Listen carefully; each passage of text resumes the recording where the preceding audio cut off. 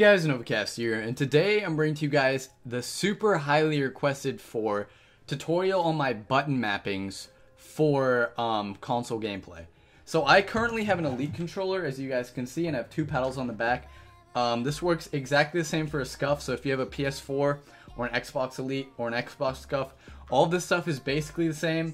Seeing that the concept of the SCUF and the Elite is just to have two paddles on the back, that makes it so you don't actually have to click the A, B, X, Y buttons or the triangle, square buttons on the PS4. And allows you to actually be more versatile and play without actually taking your thumb off the thumbstick, which helps out. That's a basic concept of Elite controllers. Obviously, I don't really have to explain the basic concept of Elite controllers, but I have to give you guys what the best mappings are for it. So yeah, without further ado, let's get right into this. So if we pull up my settings real quick and go over to controller, you guys have to be playing on Combat Pro. I just want to premise this real quick, because if you're not playing on Combat Pro, none of this is going to work at all and it won't make any sense to you. So that's just the first thing I want you guys to be doing.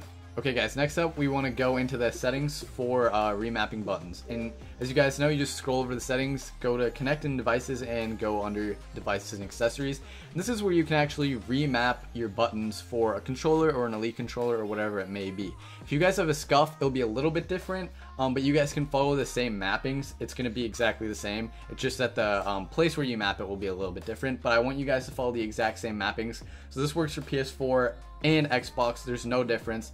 So yeah, let's get into this. So if we actually go into the configuration, this is what the default controller looks like. And this is what I want you guys to do when you're mapping. So we're gonna look at this. As you can see, I have my A mapped to right bumper. A in most games is jump, and me coming from Halo, I was a very, very high tier player in Halo. I consistently placed top 200 in free-for-all in the world. So the meta of Halo was to actually have jump on left bumper. That's why I map A to left bumper, and I map build B to right bumper. You might be thinking, how does that make any sense? Because I have rotations between my materials and my weapons on left and right bumper. Now this is where the paddles come into play. If you put your paddles on your left paddle and right paddle, you can change through your materials a lot faster. Way faster. If you guys don't believe this, I'll run a clip right now.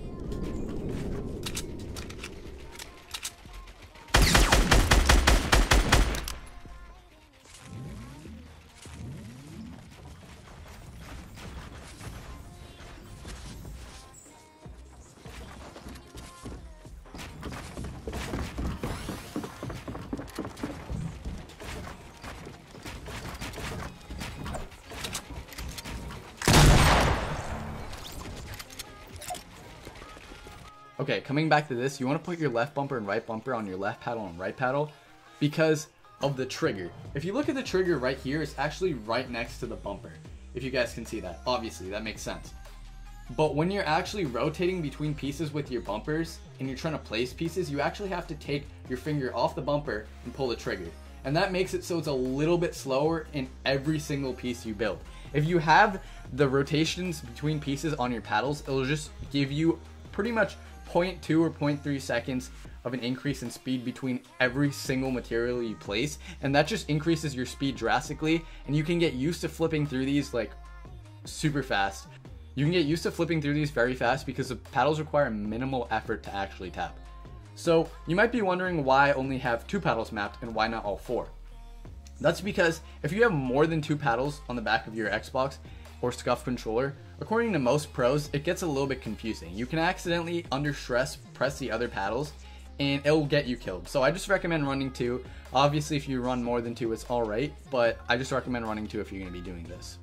So as I said before, A is on left bumper as in jump, and B, build, is on right bumper. You guys, again, might be thinking this is super weird, but that's how a lot of pros in Halo actually play. Jumping on right bumper is very, very efficient. This will allow you to jump shot people without actually taking your thumb off the thumbstick, and you can switch between materials without actually taking your thumb off the thumbstick. So this is very useful if you're trying to engage in fights and always have the reticle on the person, because this will allow for that to happen. So again, this is what I want you guys to map. I'll leave it on the screen if you guys want to pause it. This is what I run, and it's super duper effective. Having left bumper and right bumper on your paddles will just allow you to fly through while building materials. And again, A and B can be mapped to the right bumper and left bumper, which will just allow you to build and jump without taking your thumbs off the thumbsticks. And it'll just make you a better player overall, because your aiming will be a lot better. Alright, so the next thing I actually want to talk about is an alternate layout to the one that I currently run, and the one that I recommend that everyone should run. It's the layout that you would run if you don't want to make that drastic of a change to your current play style. Basically, all you want to do is map your build to your right paddle and your jump to your left paddle. This will make the same concept apply, but the right and left bumpers will still be what you use to rotate between your buildings. And it will be a little bit slower than this button layout right here, but it's still pretty effective. So if you guys don't want to make as big of a change as swapping everything around like you would over here, then you can run this layout. So that's also pretty effective. But I do highly recommend you run the layout that I stated initially. Alright guys, there's one last thing I want to go over. If you don't actually have one of these controllers, a SCUF or an Elite, I highly recommend you invest in it. I have one, seeing that it's my job, but if you guys can't afford it, there is an alternate way to actually play without taking your thumbs off the thumbstick, and this is called the claw method. It's basically when you use your index finger and you bring them over these buttons like so.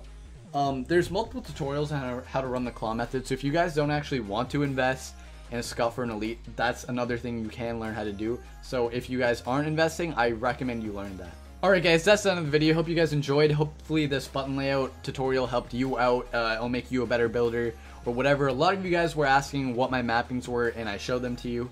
So I recommend you do that. You'll be able to build a lot faster, and trust me, it helps. And if you guys learned anything new from this video, be sure to drop a sub, because I'm here to give you guys tips.